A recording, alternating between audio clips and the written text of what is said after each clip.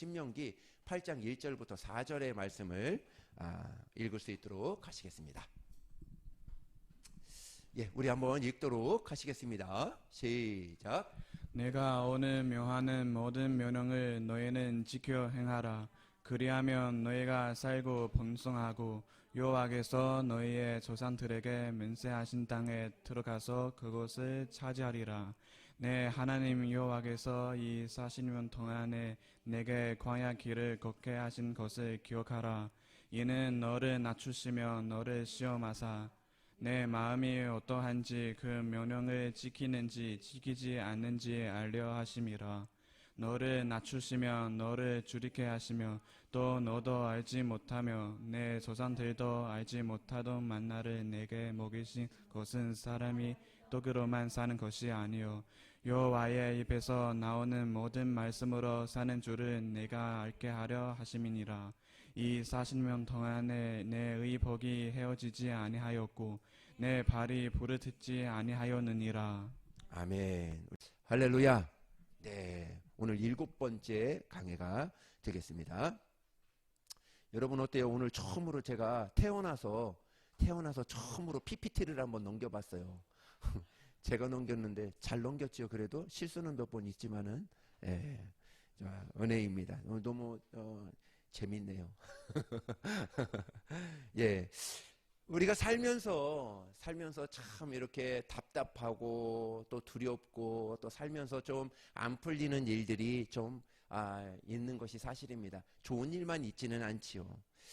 정말 저는 그렇습니다. 이 주일 예배가 우리 나에게는 정말 하나님 앞에 큰 한숨을 쉬고 우리 하나님 앞에 나아갈 수 있는 절호의 시간이 아닌가, 정말 기쁜 하나님의 시간이 아닌가 이렇게 보게 됩니다. 우리 여러분 한번 큰 한숨을 쉬며 나아갈, 한숨을 한번 쉴 때 정말 내 안에 있었던 모든, 세상 가운데 있었던 모든 두려움들, 모든 아픔들, 모든 이 한숨 가운데 바깥으로 다 내보내버리고 오늘 그 빈 곳에 하나님의 부어주시는 거룩한 생기로 정말 채우는 시간이 되었으면 좋겠습니다. 우리 숨을 한번 깊이 한번 들이쉬겠습니다.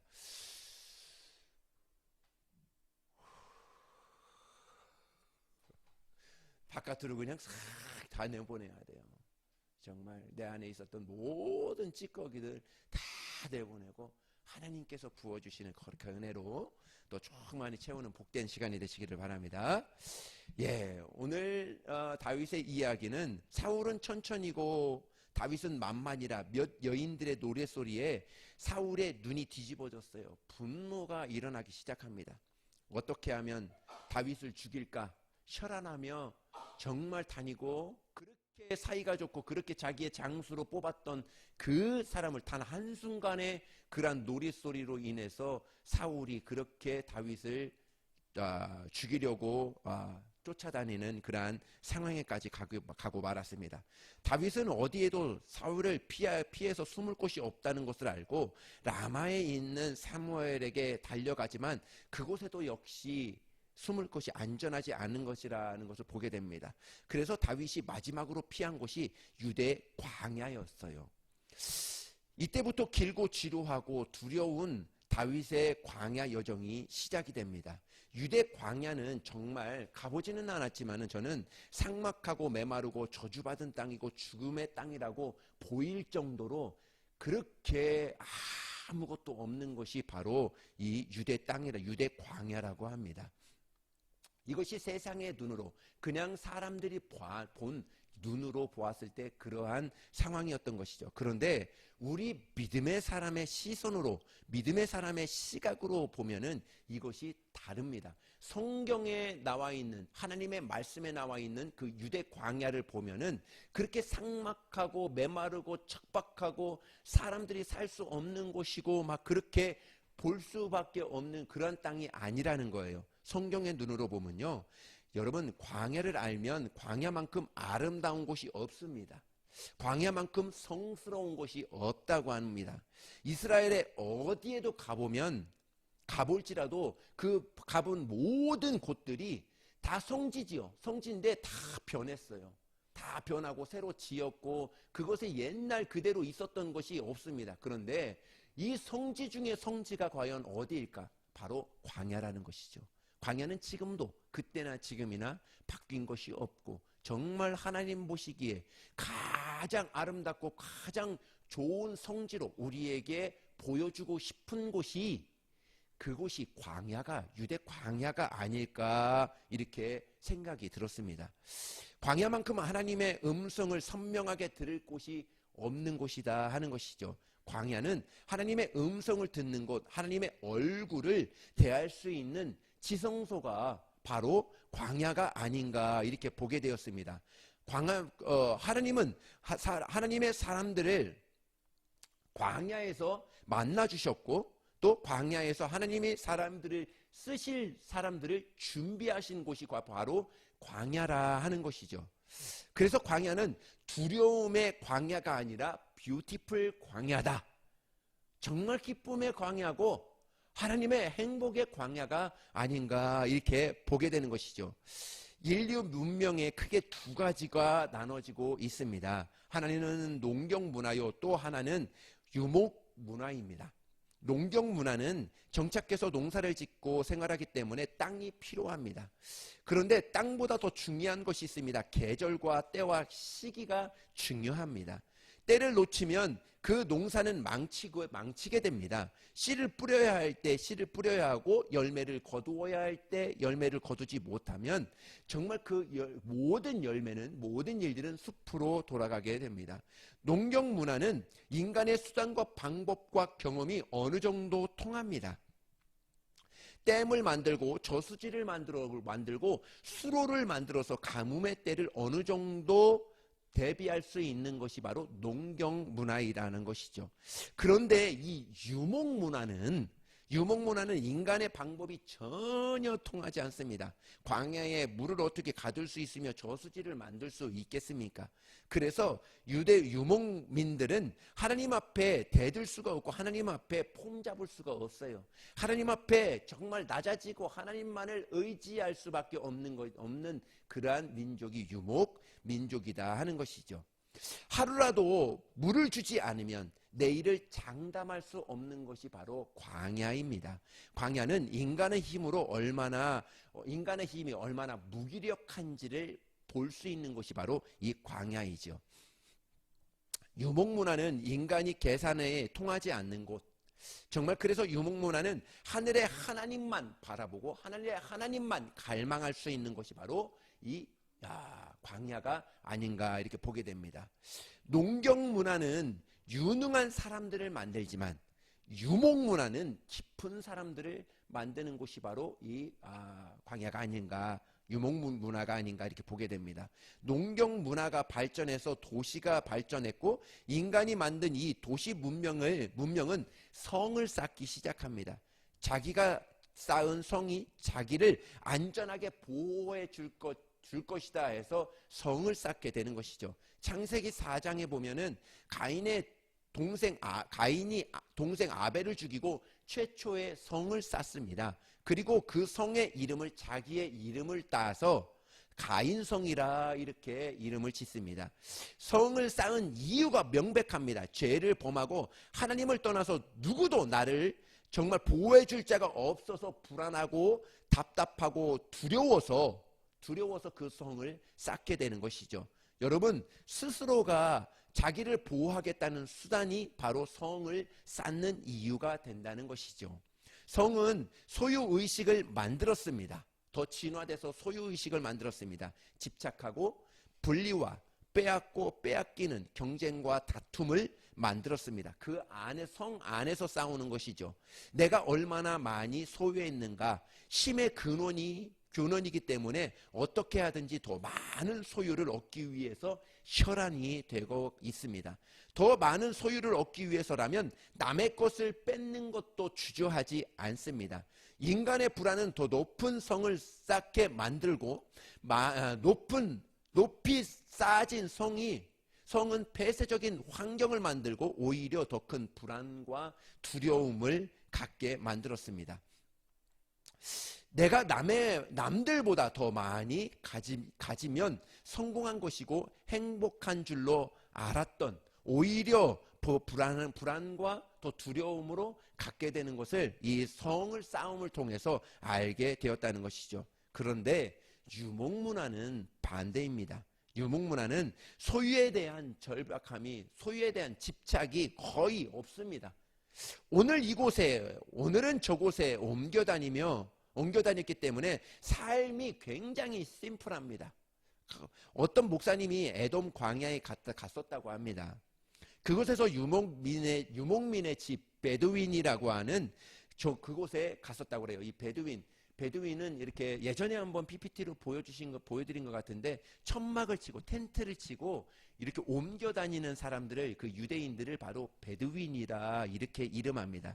이 사람은 자기 집으로 목사님을 초대를 하게 됩니다. 처음 보는 이방인인데도 적대감이 없었다고 이렇게 이야기합니다. 그 유명민은 목사님에게 커피를 좋아하냐고 묻더니 좋아한다고 하니까 후라이팬에 로스팅을 하고, 그리고 돌로 그 커피를 빻아서 드립을 하고 평생에 그 커피를 먹었는데 평생에 이렇게 맛있는 커피를 먹어본 적이 없다, 이렇게 고백을 하게 됩니다. 처음 본 사람인데도 전혀 경계심이 없어요. 이유가 있습니다. 그 집에 들어가 보니까 그 세간에 딱 하나가 보이더라고요. 간이용 침대가 전부였습니다. 우리가 등산할 때 코펠과 버너 같은 것이 이렇게 갖고 다니잖아요. 코펠과 버너 같은 거, 그거가 전부였어요. 빼앗길 것도 없고 잃을 것도 없습니다. 제가 이스라엘에 한 번 더 가보면 꼭 베두윈 그 천막에 한번 가보고 싶어요. 제가 한번 가봤는데 이제 버스로 이렇게 가는데 저 멀리에 있는 것만 보았어요. 근데 우리가 갔을 때는 약간 우기철이기 때문에, 우기철이어서 굉장히 질퍽질퍽합니다. 근데 애들이 신발도 신지 않아요. 다 신발 신지 않고 그 질퍽질퍽한 그곳을 막 밟고 다니고 그 양 막 치고 그 발로 또 그 천막에 또 들어가고 해는 것을 봐요. 그런데 그 지저분한 것을 따지면 못 들어가죠. 근데 그들의 문화를 한번 보고 싶더라고요. 안에 들어가서 직접 보고 싶더라고요. 유목민은 밥의 탑을 쌓지 않고 제단을 쌓았던 사람들이 바로 이 유목민입니다. 아브라함이 그랬고 베델의 야곱이 그랬습니다. 창세기 13장 18절의 말씀입니다. 우리 읽습니다. 시작. 이에 아브람이 장막을 옮겨 헤브론에 있는 마므레 산소리 수풀에 이르러 거주하며 거기서 여호와를 위하여 제단을 쌓아더라. 예, 아브라함이 한 일은 두 가지밖에 없어요. 아브라함이 한 일은 장막을 쳤다, 텐트를 쳤다는 것이죠. 베두윈처럼 텐트를 치고 그 다음에 뭐를 했다? 제단을 쌓았다. 하나님 앞에 예배드릴 수 있는 그 예배당을 만들었다 하는 것이죠. 여러분, 이것이 나그네입니다. 우리는 세상과 맞서서 싸우는 자들도 아니고 세상과 다투는 자들도 아닙니다. 성도들과 싸우는 자들이 아니에요. 서로 아껴주고 보살펴주고 또 위로해주고 또 믿지 않는 사람들과 한 주간도 살 때 하나님이 그들을 만나게 해준 거예요. 그들에게 보내준 거예요. 그래서 그들에게 위로해주고 격려해주고 하나님의 축복으로 축복해주고, 너희들도 하나님이 얼마나 축복해 주신지 아냐 하고 그 하나님의 사랑을 전해줄 수 있도록 우리를 그곳에 파송 보내드리는 것이죠. 하나님의 이름을 부르며 하나님을 예배하는 힘으로 오늘을 사는 사람들, 바로 저와 여러분들이라는 것이죠. 우리는 이 세상에 살고 있지만 이 세상에 속한 사람들이 아닙니다. 영원한 하늘나라에 돌아갈 자들이라는 것이죠. 하나님으로부터 온 자, 그리고 하나님께 돌아갈 자들이라는 것이 바로 우리라는 것이죠. 이 땅은 외국인과 나그네의 삶입니다. 영원히 살 자처럼 살지 말라는 것이죠. 좀 없으면 어떻습니까? 좀 부족하면 어떻습니까? 우리는 영원한 나라가 있기 때문에 그것과는 전혀 상관없습니다. 조금 있음으로 인해서 조금은 편할 수 있습니다. 조금 남들에게 베풀어 줄 수는 있습니다.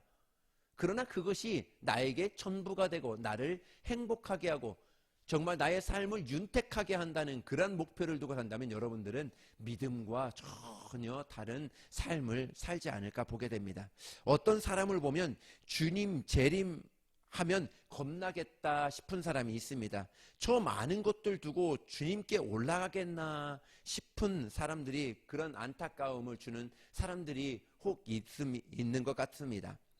하나님께서 아브라함을 선택하신 이유, 이스라엘을 선택하신 이유, 그들을 정말 광야로 보내주신 이유, 다윗을 기름 붓고 그 다음에 바로 광야 학교에 입학한 이유가 있다는 것이죠. 이집트 왕궁에서 최고의 교육을 받은 이 모세를 다시 광야 학교로 보낸 이유가 있습니다. 사무엘로부터 왕으로 기름 부음 받고 바로 다윗은 정말 왜 광야 학교에 다시 하나님께서 입학시키셨을까? 한 가지이죠. 그곳이 아니면 배울 지식이 없습니다. 그곳이 아니면 들을 하나님의 음성이 없기 때문에 그런 것이죠. 그것이 아니면 도무지 할 수 없는 하나님의 살아계심을, 경험을 그 안에서 보지 못하기 때문에 그런 거예요. 하나님은 우리를 광야로 몰아내시는 것은 우리를 괴롭히려고, 우리를 정말 하나님이 없이 하시려고 하는 것이 아니라 그곳에 가야 내 음성을 제대로 들을 수 있어. 그곳에 가야 하나님의 살아계심을 제대로 경험할 수 있어 하는 것이죠. 저는 그래요. 저는 중국에 있을 때 그 믿음의 하나님께서 주시는 응답과 여기에서 한국에서 주시는 하나님의 응답이 전혀 다릅니다. 중국에서의 그런 열악한 중에서 주시는 응답은 굉장히 컸어요. 저도 놀랍니다. 저도 물론 지금도 하나님께서 저에게 응답해 주시고 저에게 축복해 주시는 것에 놀랍니다. 그러나 그 차원이 다르더라고요. 그렇습니다. 광야가 나쁜 곳일, 나에게 두려운 곳일 수도 있지만 두려워하지 말라는 거예요. 그만큼 하나님께서 주시는 은혜가 더 크다는 것이죠. 할렐루야. 더 성숙하게 하나님께서 우리를 만들어 가시기를 원하신다는 것이죠. 여러분, 광야는 우리가 외면하고 거부할 곳이 아니라 우리가 반드시 통과해야 될 곳이 바로 이 광야라는 거예요. 여러분, 잘 통과하셔야 됩니다. 할렐루야. 정말 이 광야를 기쁨으로, 뷰티풀 광야로 우리 통과하시기를 예수님의 이름으로 축복합니다. 예, 광야가 없는 삶을 부러워하지 마십시오. 그리고 너무 빨리 통과하려고 하지 마십시오. 그곳에서 성숙해지고 다듬어지고 인생의 모든 불순물이 다 빼지고 나면 하나님이 옮기실 것입니다. 우리는 그때까지 기다리고, 하나님이 옮기실 때까지 기다리고 참고 우리 하나님 앞에 예배드리며 신실한 믿음으로 그때 그 환경에서 최선을 다해서 하나님을 예배하고 하나님 앞에 나가야 되는 것이죠. 오늘 네 가지를 말씀드릴 텐데요. 광야에서 배워야 할 네 가지를 말씀을 드릴 수 있도록 하겠습니다. 첫 번째입니다. 광야는 겸손을 배우는 곳입니다. 광야는 우리를 때로는 절망하게 하지만은 겸손하게 합니다. 잠시도 그늘이 없으면 설 수 없는 것이 바로 이 광야입니다. 우리나라에도 정말 우리나라의 온도가 어떻습니까? 45도만 돼도 막 죽는다고 막 밖에서 엄청난 물을 이렇게 뿌리고 막 그러죠. 근데 이 광야는 46도까지 올라간다고 합니다. 46도까지 넘어간다고 합니다. 가만히 서 있을 수가 없어요. 그런데 해가 떨어지고 나면 얼마나 추운지 몰라요. 정말 그 추위에, 그러니까 사람이 살 수 없는 그런 악조건을 다 가진 곳이 바로 이 광야입니다. 그렇게 악조건이, 환경이 광야인데, 오늘 본문에 신명기 8장에 이스라엘 백성을 광야로 몰아내신, 광야로 이끌으신 그 이유를 분명하게 선명하게 말씀하고 있습니다. 우리 신명기 8장 우리 2절부터 3절의 말씀입니다. 우리 본문의 말씀인데요. 읽습니다. 시작. 내 하나님 여호와께서 이 40년 동안에 내게 광야 길을 걷게 하신 것을 기억하라. 이는 너를 낮추시며 너를 시험하사 내 마음이 어떠한지 그 명령을 지키는지 지키지 않는지 알려 하심이라. 너를 낮추시며 너를 줄이게 하시면 또 너도 알지 못하며 내 조상들도 알지 못하던 만나를 내게 먹이신 것은 사람이 떡으로만 사는 것이 아니요 여호와의 입에서 나오는 모든 말씀으로 사는 줄을 내게 알게 하려 하심이니라. 때문이라. 광야로 몰아내신 것은 하나님께서 분명한 오늘 본문을 통해서 말씀하고 있어요. 내 하나님 여호와께서 이 40년 동안 내게 광야의 길을 걷게 하신 것을 기억하라. 이는 왜냐하면 네 40년 동안 왜 광야의 길을 걷게 했냐면 너를 낮추시며 너를 시험하사 내 마음이 어떠한지 그 명령을 지키는지 지키지 아니하는지 알려 하심이라. 너를 낮추시며 너를 줄이게 하시며 또 너로 알지 못하고 내 조상들도 알지 못하던 만나를 내게 먹이신 것은 너는 떡으로만 사는 것이 아니요 여호와의 입에서 나오는 모든 말씀으로 사는 줄을 내가 알게 하려 함이라. 아멘. 광야는 그런 거예요. 광야는 너로 하나님의 말씀으로 살 수 있는 거야 하고 가르쳐주기 위해서 우리를 광야로 몰아내신다는 것이죠. 여기서 두 번을 강조하는 것이 있습니다. 뭐죠? 낮추신다는 것이죠. 광야에서만 나올 수 있는 고백이 있습니다.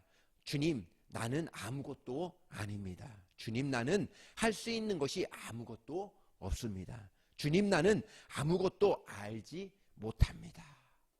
이 고백이죠. 오늘 우리의 삶이 오늘 광야의 길을 걷고 있습니다. 여러분 어떻습니까? 나는 이것 할 수 있고요. 나는 이만큼 가졌고요. 나는 이것 자랑하고 정말 명예 자랑하고 배운 것 자랑하고 돈 자랑하고 정말 내가 어디에 다니고 이런 것 자랑하는 그런 것을 그래서 우리에게 광야로 보내주신 건 아니죠. 하나님 앞에 나 가진 것 없습니다. 나 할 것 아무것도 없습니다. 오직 하나님의 은혜로만 살 수밖에 없는 그러한 사람입니다. 그것을 깨닫게 하기 위해서 오늘의 광야를 걷게 하신 것이라는 것이죠. 광야에서는 내 경험이 전혀 통하지 않습니다. 하늘의 비를 주셔야 목을 축일 수 있고요. 하늘에서 만나를 주셔야 먹을 수 있는 곳이 바로 이 광야라는 것입니다. 그렇다고 광야를 두려워할 필요는 없습니다. 하나님이 이렇게 말씀하셨습니다. 40년 동안 광야 길에 너희가 배고파 죽었던 사람이 성경에 있었냐? 광야길에 목말라 죽은 사람이 백성들이 있었느냐? 그들의 의복이 헤어지지 않고 그 발이 부르트지도 않았다는 것이라는 것이죠. 하나님이 지켜주셨다는 거예요. 오늘 광야를 통과하는 분 계십니까?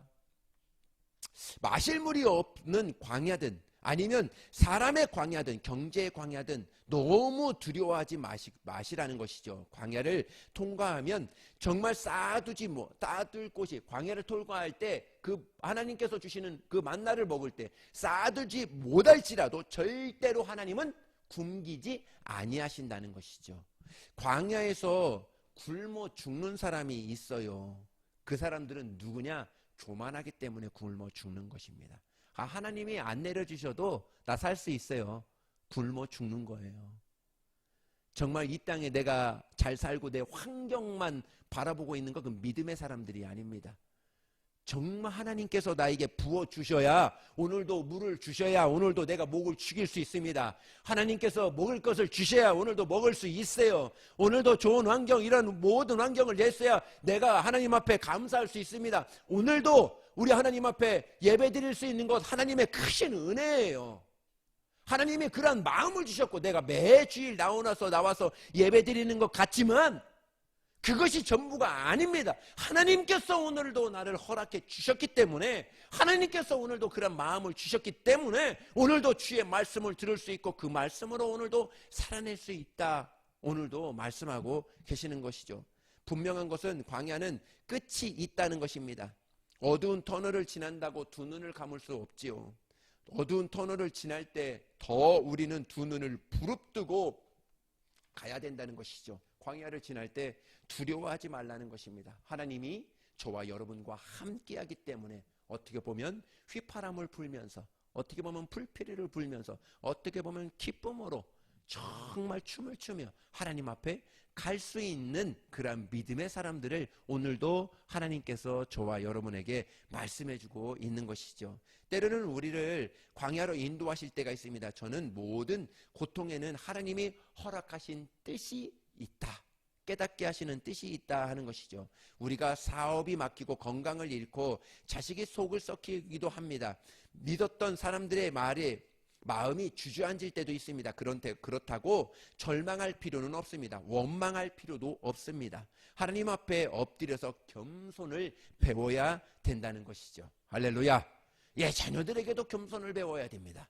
정말 내가 목사니까, 내가 누구니까 다 나한테 내 말을 믿어, 내 말을 다 들어야 돼, 그렇게 할 필요가 없습니다. 나는 목사로서의 하나님의 직분으로서 하나님의 말씀을 선포하는 그러한 직분이고, 모든 교회를 또 하나님의 말씀으로 인도할 수 있는 그런 직분을 가진 것뿐이지, 나도 하나님의 음성을 들어야 되는, 나도 주의 음성을 들어야 되는 그 주의 음성이 어떠한 은폐를 통해서라도 내가 들릴 수도 있고, 성은이를 통해서라도 내게 들릴 수도 있습니다. 그렇지 않아요? 현음이를 통해서라도 내게 하나님의 음성이 들릴 수 있어요. 그것을 열어놓고 하나님 앞에 인도함 받으려고 해야 된다는 것이죠. 많은 사람들이 자기가 갖고 있는 직분을 통해서 하나님의 음성을 듣지 못하는 사람들이 얼마나 많은지 모릅니다. 우리는 그렇게 하면 안 됩니다.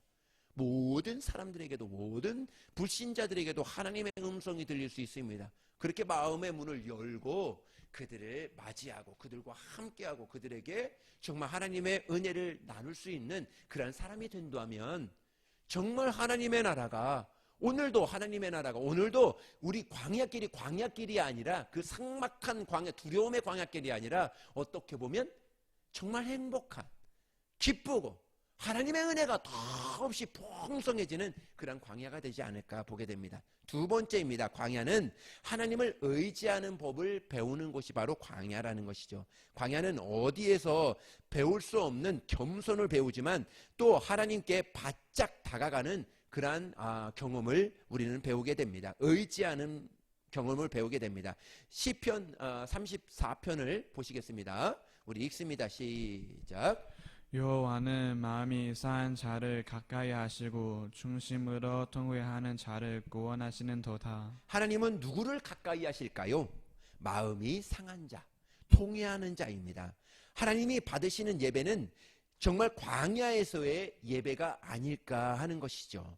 마음이 상한 자의 정말 예배를 기뻐하신다, 오늘도 말씀하고 있는 것이죠. 우리가 돌아보면 우리가 드렸던 가장 은혜로운 예배, 그때 그 예배는 도무지 잊을 수가 없습니다. 이런 예배가 여러분들에게 있습니까? 저는 있습니다. 정말 인생이 힘들고 살아갈 힘이 없어서 마지막으로 주님 앞에 엎드려서 눈물 철철 흘리면서 드렸던 광야에서의 예배가 여러분들에게 있냐는 것이죠. 그 은혜로운 예배가 이것이 바로 그 큰 은혜로운 예배가 아닐까 하는 것이죠. 좋은 예배당, 큰 예배당, 그런 곳이 아니고 지하실 캄캄한 그러한 예배당에서 혼자 쭈그려서 다 없이 다 성도들 다 나가고 캄캄하게 있는 그곳에 혼자 앉아서 하나님 앞에 묵상하고 하나님만을 구했던 그 시절이 저에게도 있었습니다. 그때 그 예배가 정말 가장 소중하고 가장 귀했던 예배가 아닌가 이렇게 보게 됩니다. 저도 제 자신을 돌아볼 때 수없는 예배를 드리고 수없는 예배를 인도를 했지만, 저에게 묻는다면 중국에서의 작은 예배, 작은 그 가정집에서 정말 몇 명 안 되는 그 영혼들을, 우리 한국 아이들을 데려다 놓고 정말 그곳에서 드렸던 예배가 가장 행복했었어요. 지금 생각하면 그렇습니다. 그때 당시에는 너무나 힘들었어요. 예배 같지도 않고 정말 가정에서 예배 드리고 막 그러니까 너무 힘들고 했었는데, 지금 돌아보면요, 그때만큼 그때 정말 하나님의 거룩한 은혜가 있었지 하고 생각이 듭니다. 하나님이, 다윗이 하나님 앞에 그렇게 원띵 오직 한 가지만 바라볼 수 있는 것이 어디에서 나올까? 결핍에서 나왔다는 것이죠. 여러분, 결핍을 두려워하지 마십시오. 광야에는 쌓아둘 곳이 없습니다. 그러나 그곳은 주님을 의지하게 만드는 곳이 바로 이 광야라는 것이죠. 그것이 하나님 한 분만을 소망하는 그것이 바로 이 광야라는 것입니다. 모든 아름다움은 광야에서 만들어집니다. 결핍에서 나온다는 것이죠. 광야는 모든 것이 불편합니다. 또 불안전합니다. 불안합니다. 안정이라는 단어와 어떻게 보면 먼 곳이 바로 이 광야입니다. 그러나 불편과 결핍이 유목민들에게는 단점이 아니라 장점이 돼버려요.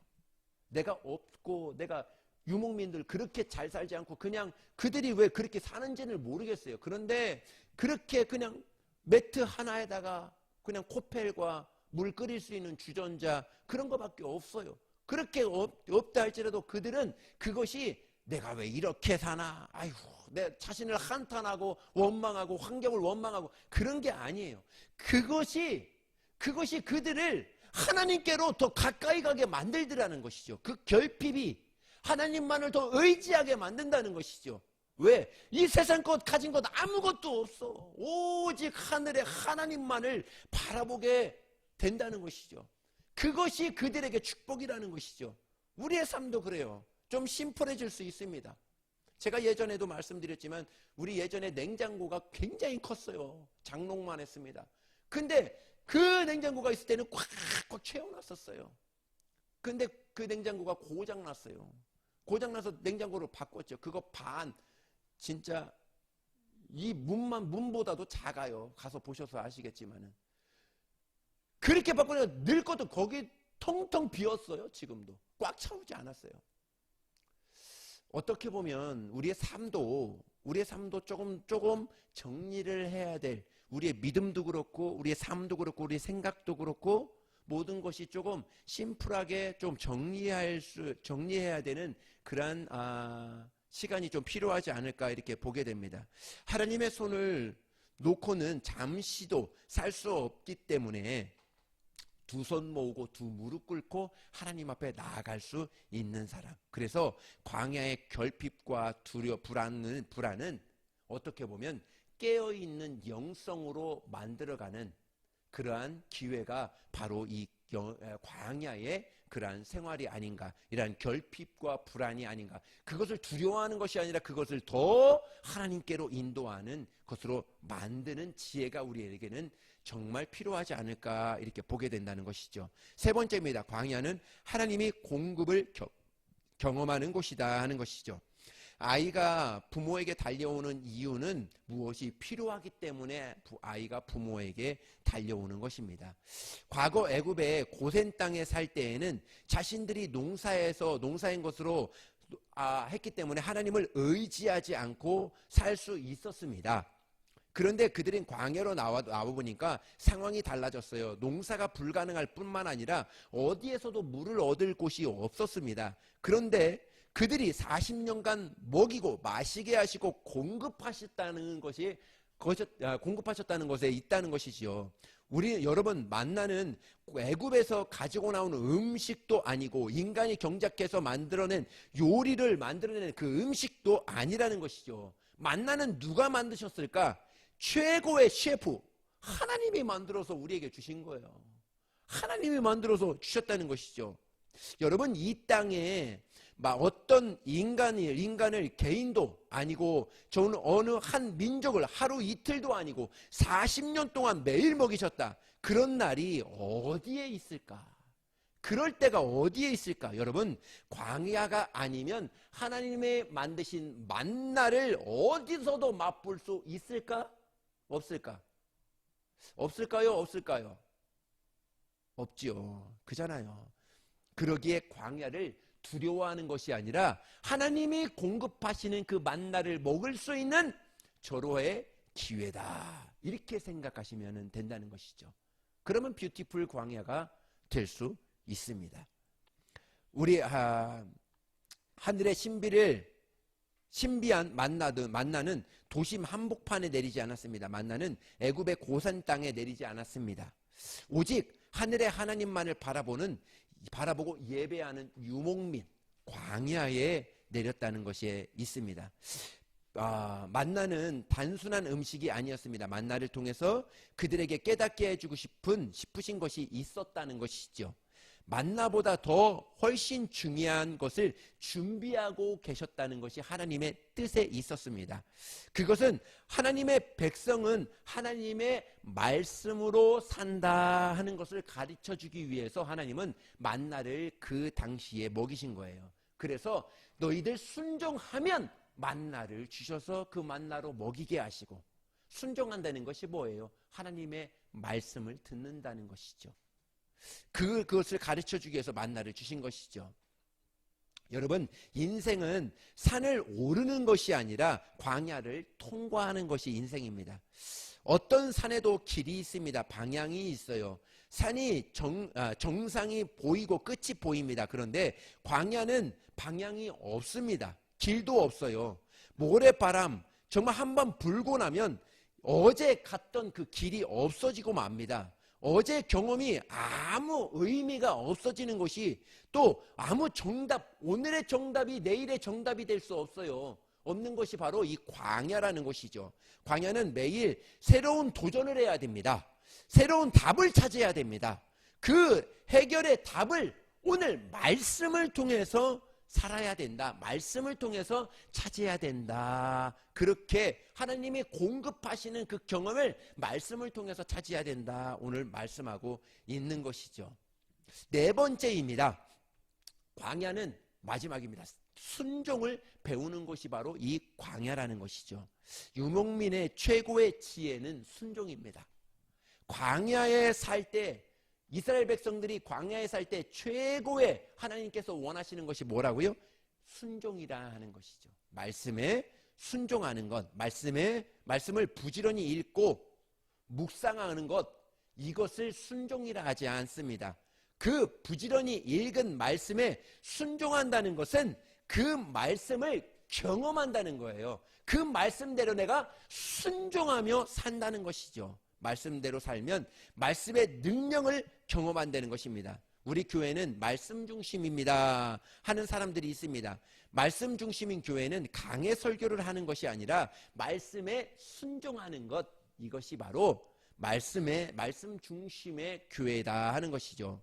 오늘도 살아왔고 운동력이 있는 말씀이 우리 삶 속에 경험되어야 된다는 것이죠. 광야를 지날 때 100% 순도 있는 순종을 정말 결정하며 나아가야 된다는 것이죠. 어떻게 보면 광야는 99%, 90%의 그러한 순종을 원하는 것이 아니라 100%의 순종을 원하는 것이죠. 잔머리를 굴리면 굴린 만큼 고생하는 곳이 바로 이 광야입니다.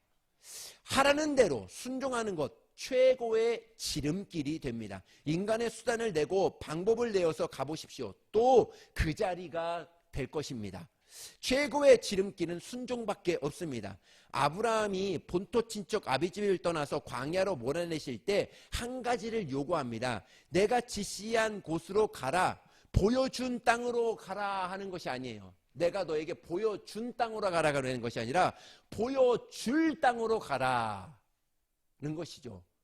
하나님이 먼저 보여주고 가라고 하지 않았어요. 내가 이제 너에게 보여줄 땅으로, 아직 너에게 보여주지 않았어. 너는 아직 그 길을 몰라. 어떤 길인지 몰라. 그러나 그 길을 순종하고 가는 자에게 무엇을 요구하는 거예요? 지금 믿음을 요구하는 것이죠. 순종을 요구하는 것이죠. 여러분, 이해를 요구하지 마십시오. 목사님, 이해가 안 돼요. 이해가 될 때까지 이해가 되면 갈게요. 이 바보인 것이죠. 하나님의 말씀은 그렇게 믿는 것이 아닙니다. 하나님의 말씀은 그렇게 듣는 것이 아닙니다. 가보면, 말씀을 듣게 되면 이해가 되는 것이죠. 하나님께서 순종을 말씀하실 때 꼭 따라 붙는 말씀이 있습니다. 그것이 바로 오늘날이라는 것이에요. 오늘날 여호와의 음성을 듣거든. 오늘날이라는 말입니다. 여러분, 광야는 내일이 없습니다. 광야는 오늘만 존재합니다. 그래서 이 오늘 광야에서 배우는 네 가지를 말씀드렸습니다. 첫 번째, 겸손을 배우는 것이다. 두 번째, 하나님을 의지하는 법을 배우는 것이다. 세 번째, 하나님의 공급을 배우는 것이다. 네 번째, 순종을 배우는 것이다 하는 것이죠. 그래서 이런 찬양이 있습니다. 내일 일은 난 난 몰라요. 하루하루 살아요. 불행이 나요 행함도 내 뜻대로 못해요. 광야길을 걸어가는 사람들이 부르는 노래가 아닐까 이렇게 보게 됩니다. 세상에 대해서 너무 환상을 갖지 마십시오. 조금 없어도 좀 불안해도 오직 본향 하늘만 우리 바라보십시다. 인생 자체가 광야입니다. 광야길에 너무 많은 것을 채우려고 하지 마십시오. 좋은지 내가 모든 것들을 가지려고 하지 마십시오. 조금 여러분 여행을 많이 해본 사람은 출발할 때 가방이 작아요. 그런데 여행을 해보지 않는 사람은 가방이 큽니다. 거기에 막 뭣도 많이 쌓고 먹을 것도 바리바리 준비하면서 갑니다. 그리고 가는 데마다 무엇을 자꾸 사요. 그런데 우리나라 한국이 좋은 것은요, 쿠팡에 다 있더라고요. 쿠팡에 들어가면 다 있어요. 사올 필요가 있을까 없을까요? 없어요. 살 필요가 없어요. 그냥 쿠팡에 들어가서 다 치면 다 나오더라고요. 제가 이스라엘 가서 그냥 돈이 없으니까 작은 우리 선물들, 성도들 선물들 하나 사오겠다고 사왔죠. 사왔는데 쿠팡에 들어가니까 거기 다 있어. 똑같아. 여행은 하면 할수록 여러분 가방을 축소시켜야 돼요. 심플해야 됩니다. 또 주위에 이렇게 가다 보면 살 것이 있어요. 물론 필요하면 사야죠. 그런데 그것에 너무 많은 낭비하지 말라는 것입니다. 단순해야 될 필요가 있다는 것입니다. 광야의 길은 단순해야 됩니다. 내가 그 무거운 짐 갖고 그 모래 그 광야를 그 태양뼈 땡땡 찌는 그 길을 어떻게 걸겠어요? 그잖아요. 정말 내게 필요한 거 간단하게 배낭 하나 싹 짊어지고 그 안에서 내가 가는 것이죠. 오늘은 이 집 들렸다가 가고 오늘은 또 저 사람 만나면 저 사람에게 하나님의 은혜를 구하고 하나님이 보내주신 사람이구나 하고 만나고 그 사람을 위로하다 보면 그 사람이 또 저 사람을 저쪽에 한번 가보십시오. 거기를 가보고 이것이 바로 나그네의 삶이 아니겠습니까? 다윗은 광야를 지나면서 더 순수해지고 눈이 부시도록 아름다워졌습니다.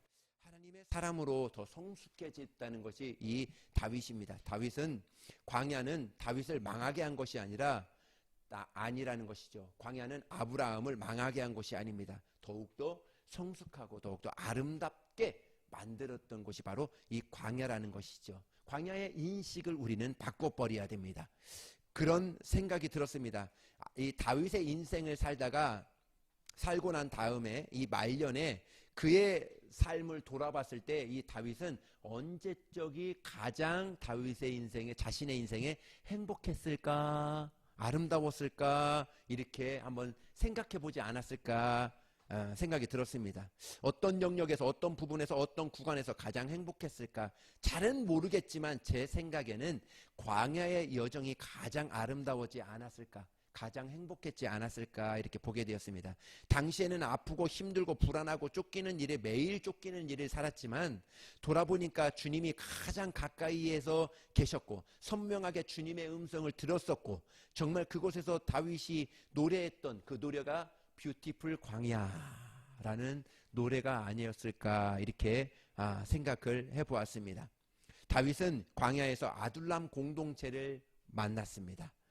광야에서 소중한 친구와 동지들을 얻었습니다. 광야에서 하나님께 정말 발견되었고 광야에서 하나님의 뜻을 볼 수 있었습니다. 어쩌다가 우리가 광야의 길을 지날 때 오늘의 하루하루를 살 때 오늘의 하루하루의 삶 가운데에서도 하나님을 찬송하고 하나님을 의지하며 나아갈 때 하나님이 좋은 사람들 붙여주시고 또 아름다운 공동체로 만들게 해주시고 또 하나님께서 좋은 만나를 통해서 좋은 물을 통해서 우리의 해가를 또 하나님께서 인도해 주실 것입니다. 여러분 이곳은 영원한 곳이 아닙니다. 이곳에 광야에 너무 집착하지 말고 오직 하나님 말을 의지하며 나가는 복된 저와 여러분 되시기를 바랍니다. 기도합니다.